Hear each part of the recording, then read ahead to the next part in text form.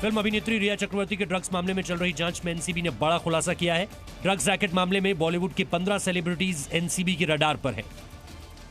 इन 15 लोगों का नाम खुद रिया चक्रवर्ती ने एनसीबी को बताया है। इन सेलिब्रिटीज पर ड्रग्स लेने और उसे प्रोक्योर करने का आरोप है। ये सभी बॉलीवुड सेलिब्रिटीज बी श्रेणी के हैं। इसके साथ ही एनसीबी ने यह भी खुलासा किया है कि लॉकडाउन में सुशांत के घर से रिया के घर एक कोरियर भेजा गया था। सुशांत के घर से दीपेश सावंत ने कोरियर बॉय को एक कोरियर दिया था, जिसको बाद में शोविक चक्रवर्ती ने कोरियर बॉय से ले लिया था। इस कोरियर में आधा किलो बड्स था। कोरियर के पैकेट में बड्स के साथ साथ घर का सामान भी पैक कर दिया गया था। चेकिंग के दौरान यह बड्स का पैकेट पकड़ा न जाए, इसलिए कोरियर से बड्स का पैकेट मंगाया था। कोरियर बॉय ने दीपेश सावंत और शोविक को पहचान लिया है।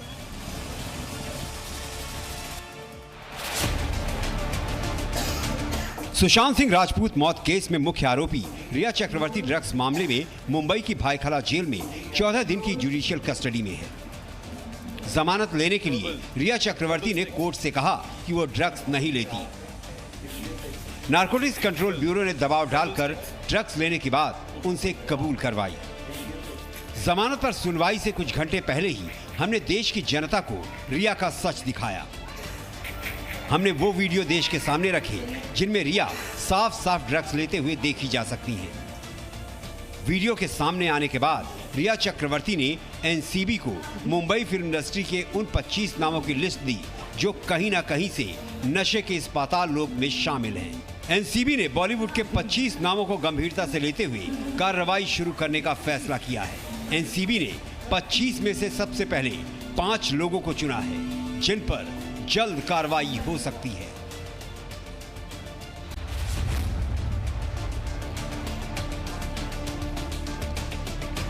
सुशांत सिंह राजपूत केस में चल रही जांच में गिरफ्तार हुई रिया चक्रवर्ती की दूसरी जमानत याचिका भी खारिज कर दी गई।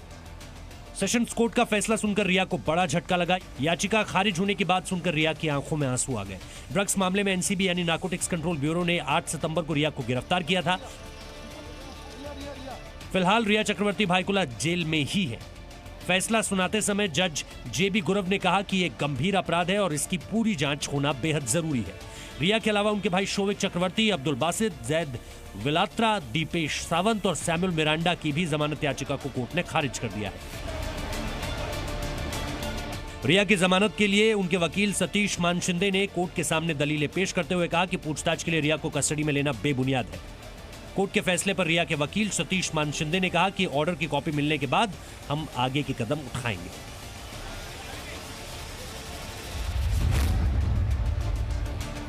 महाराष्ट्र सरकार की तरफ से फिल्म अभिनेत्री कंगना रनौत पर हुई कार्रवाई के विरोध में लोग सड़कों पर उतर आए हैं। चंडीगढ़ में भारतीय जनता पार्टी युवा मोर्चा कंगना रनौत के समर्थन में उतर आई है। युवा मोर्चा के कार्यकर्ताओं ने महाराष्ट्र सरकार के खिलाफ जमकर प्रदर्शन किया। इसी बीच युवा मोर्चा के नेताओं ने महाराष्ट्र सरकार के खिलाफ शव यात्रा भी निकाली।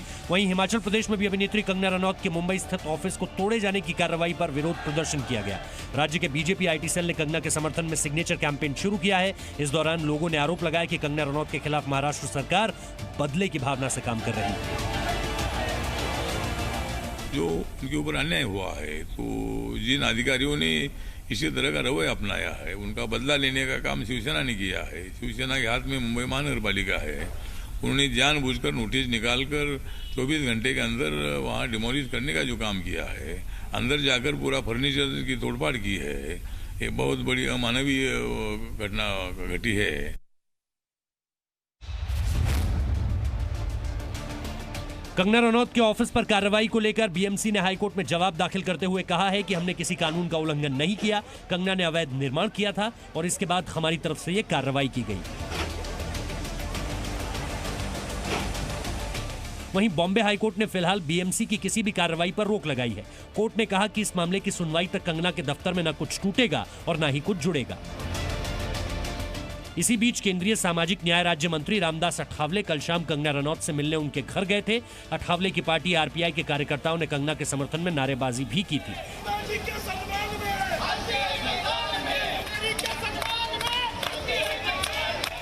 इस मामले पर अठावले आज महाराष्ट्र के गवर्नर भगत सिंह कोश्यारी से भी मिले।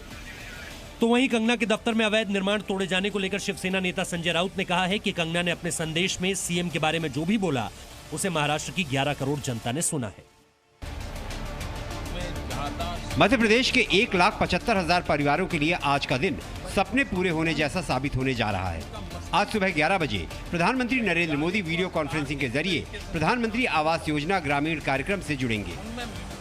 इसे लेकर कल प्रधानमंत्री ने ट्वीट किया और समय पर लक्ष्य पूरा होने को लेकर खुशी जाहिर की।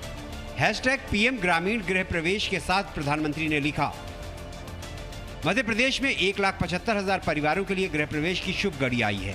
सुबह 11 बजे वीडियो कॉन्फ्रेंसिंग के जरिए मुझे भी इनके साथ खुशियां साझा करने का अवसर मिलेगा। ये सभी घर प्रधानमंत्री आवास योजना ग्रामीण के तहत दिए जा रहे हैं। देश के हर परिवार को घर देने के लक्ष्य की दिशा में ये एक और महत्वपूर्ण कदम है। प्रधानमंत्री आवास योजना ग्रामीण के तहत तैयार किए गए घर इस बात का सबूत है कि कोरोना महामारी भी विकास कार्यों में बाधक नहीं बन सकी है। कार्यक्रम में मध्य प्रदेश के मुख्यमंत्री शिवराज सिंह चौहान भी शामिल होंगे।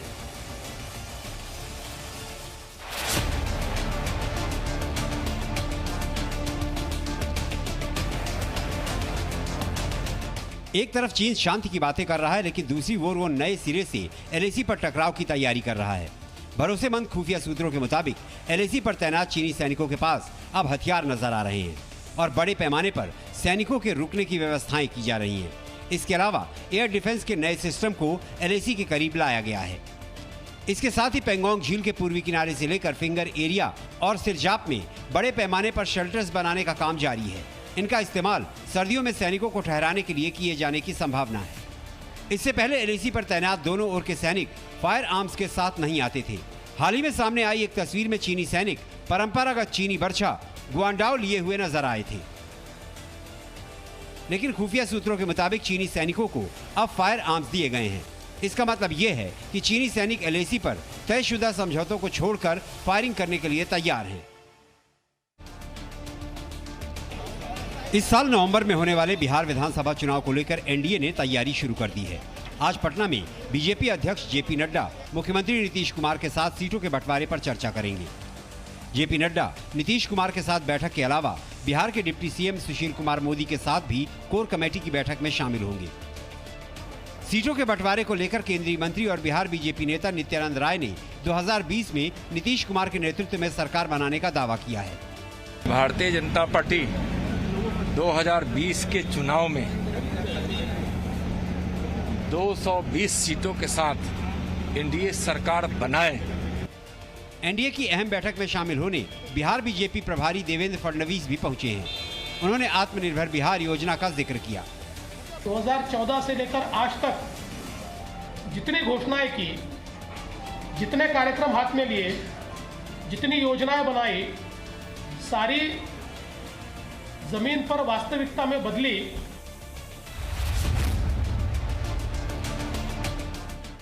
प्रधानमंत्री नरेंद्र मोदी ने राष्ट्रीय शिक्षा नीति 2020 के तहत 21वीं सदी की स्कूली शिक्षा कार्यक्रम को संबोधित किया। PM मोदी ने देश को नया शिक्षा मंत्र भी दिया। प्रधानमंत्री नरेंद्र मोदी ने कहा कि नई शिक्षा नीति से 21वीं सदी में भारत को नई दिशा मिलेगी। उन्होंने कहा, जैसा बचपन होगा वैसा भविष्य होगा। PM मोदी ने इसके साथ साथ यह भी कहा कि नई शिक्षा नीति के पीछे पिछले 4-5 वर्षों की कड़ी मेहनत है। हर क्षेत्र, हर विधा, हर भाषा के लोगों ने इस पर दिन रात काम किया है, लेकिन यह काम अभी पूरा नहीं हुआ है। और क्या कुछ कहा PM मोदी ने, सुनिए। नई राष्ट्रीय शिक्षा नीति भी नए भारत की, नई उम्मीदों की, नई आवश्यकताओं की पूर्ति का एक सशक्त माध्यम है। आपका यह जानना भी बेहद जरूरी है कि राष्ट्रीय शिक्षा नीति यानी NEP को इस तरह से तैयार किया गया है ताकि पाठ्यक्रम को कम किया जा सके और बुनियादी चीजों पर ज्यादा ध्यान केंद्रित किया जा सके।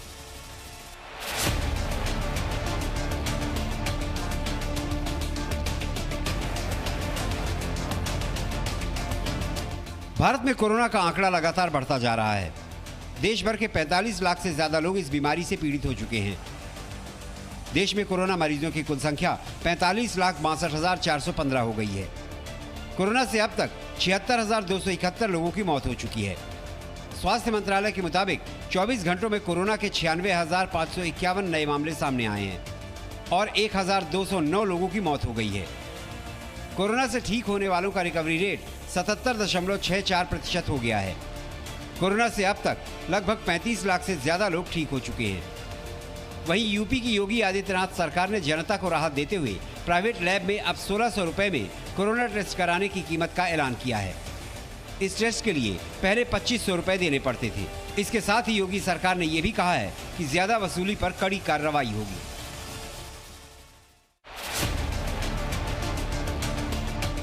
दिल्ली मेट्रो में सफर करने वाले लोगों में कोरोना वायरस का डर नजर नहीं आ रहा है।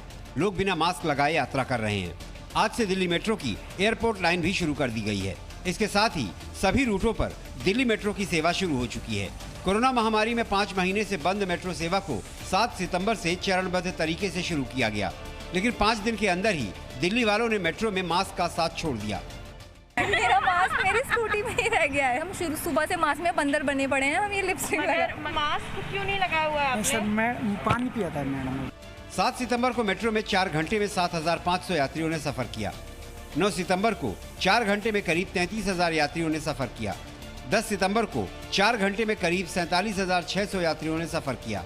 डीएमआरसी ने मेट्रो में कोरोना वायरस के फैलने के डर को देखते हुए मेट्रो की एसी सिस्टम में बदलाव किया है, लेकिन मेट्रो से सफर करने वाले मुसाफिरों की लापरवाही नहीं बदली। अब मेट्रो ऐसे लोगों पर जुर्माना लगाने का विचार कर रही है। पूरी दुनिया में कोरोना का इलाज खोजा जा रहा है, वैक्सीन बनाई जा रही है, लेकिन अभी तक कोई पुख्ता इलाज नहीं मिल पाया है। अब अमेरिका के वैज्ञानिकों ने यह दावा किया है कि एक्यूपंक्चर पद्धति से भी कोरोना का इलाज किया जा सकता है। हार्वर्ड यूनिवर्सिटी के वैज्ञानिकों ने दावा किया है कि एक्यूपंक्चर से कोरोना में होने वाली सूजन से राहत पाई जा सकती है। जी हाँ, आपने सही सुना, अब एक्यूपंक्चर से कोरोना में राहत मिलेगी।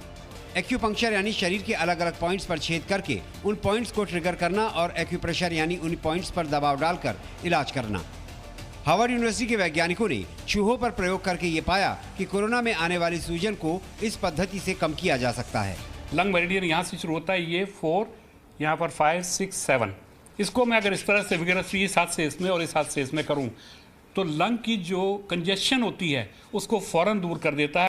नॉर्मली अस्थमेटिक पेशेंट या ब्रोंकाइटिस के पेशेंट पफ यूज़ करने लगते हैं, उनको जो एडवाइस करते हैं, पर अगर आपको इसको रब करेंगे तो भी जो है वो हट जाता है।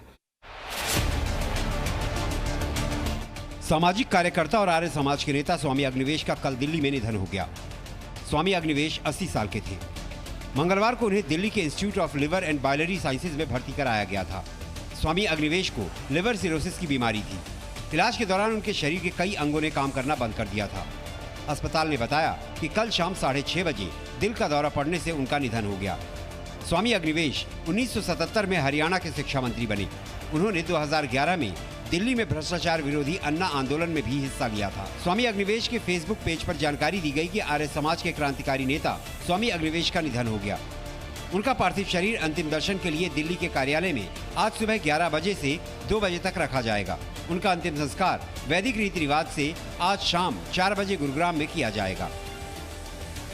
कांग्रेस नेता राहुल गांधी ने स्वामी अग्निवेश को ट्विटर पर श्रद्धांजलि दी। राहुल गांधी ने उन्हें आर्य समाज का क्रांतिकारी नेता बताया है।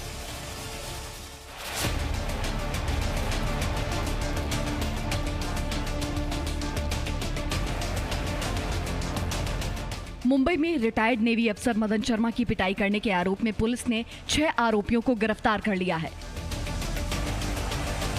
ये तस्वीरें मुंबई के कांदिवली इलाके की हैं।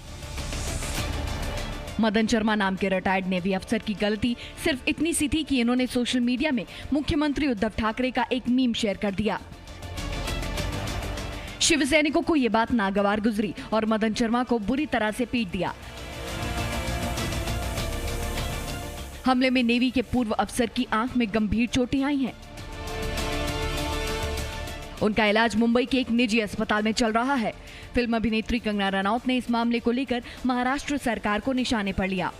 एक एक्स सर्विसमैन को दिन दहाड़े सबके सामने बहुत सारे लोगों ने एक अकेले इंसान को, वेटरन को अटैक किया।